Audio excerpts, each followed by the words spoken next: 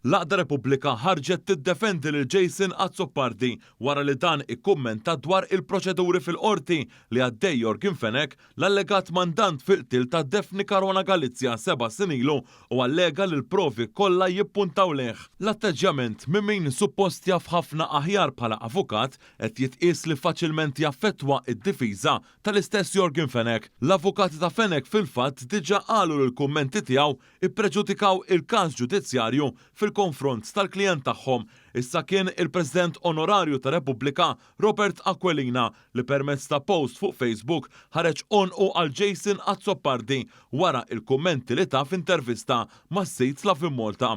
Hu id-deputat nazzjonalista Carol Aquilina kompla fuq l-istess linja ta' Jason Azzopardi fejn qal li meta Jorgen Fenech talab il-proklama kien qed jitlob l-immunità mill-konsegwenzi ġudizzjarju tal-emil kriminali tiegħu u allura kien qed jammetti l-emil kriminali li dwaru talab maħfra.